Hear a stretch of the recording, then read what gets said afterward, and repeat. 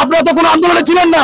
এই জুলাই আন্দোলন একদিনের না, দীর্ঘ 17 বছরের আন্দোলন, দীর্ঘ 17 বছরের মানুষের ক্ষোভ। আপনারা দয়া করে পদত্যাগ করেন।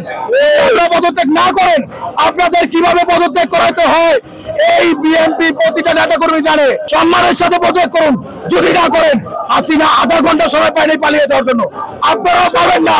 আমরা বিগত সময় দেখেছি ফ্যাসিস্ট হাসিনার সময় যেই আদালত ছিল, ক্যাঙ্গারু আদালত, সেই আদালত থেকে যেহেতু আমরা বেরিয়ে আসতে পারতেছি, আমরা এই জন্য আনন্দ উল্লাস করতেছি। এবং আমরা তারই পাশাপাশি আমরা আরো দাবি করতে চাচ্ছি, এনসিপি যেহেতু একটি রাজনৈতিক দল হিসাবে তার আত্মপ্রকাশ করেছে, তাদের প্রতিটা উপদেষ্টা যে মুহূর্তে পদত্যাগ করে, এই জুলাই আন্দোলনে কিন্তু তারা অব্যাহত ঘোষণা করে তারা কিন্তু নির্বাচন কার্যালয় থেকে চলে গেছে।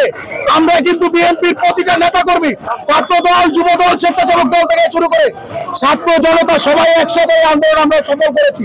এখন তারা এই ক্রেডিট নেওয়ার জন্য তারা নতুন নতুন রাজনৈতিক দল তৈরি করতেছে, তারা উপদেষ্টা পরিষদে আসতেছে। কেন ভাই, আপনারা কোথায় ছিলেন?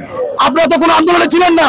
এই জুলাই আন্দোলন একদিনের না, দীর্ঘ 17 বছরের আন্দোলন, দীর্ঘ 17 বছরের মানুষের ক্ষোভ। মানুষ কথা বলতে পারে নাই, আমরা ঘরে দেখতে পারি নাই, আমাদের মামলা আমরা দিয়ে আজকে এত দূর আনছে। আজকে আপনারা সেই স্বৈরাচার হাসিনার একই লাইনে আপনারা হাঁটতেছেন। আপনাদের আমরা রিকোয়েস্ট করব, অনুরোধ করব, আপনারা দয়া করে পদত্যাগ করেন। আপনারা পদত্যাগ না করেন, আপনাদের কিভাবে পদত্যাগ করাতে হয় এই বিএনপি প্রতিটা নেতাকর্মী জানে।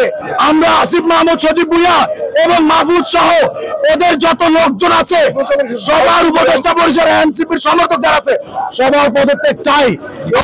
আমরা পদত্যাগ করুন, সম্মানের সাথে পদত্যাগ করুন।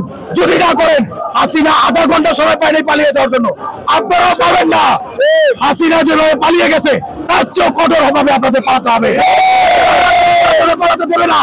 হাসিনা দীর্ঘ 17 বছর তার পিএস 400 কোটি টাকা দুর্নীতি করছে, আর এই আসিফ মাহমুদ, সজীব ভুঁইয়ার পিএস দীর্ঘ 9 মাসে প্রায় 350 কোটি টাকার উপরে দুর্নীতি করছে।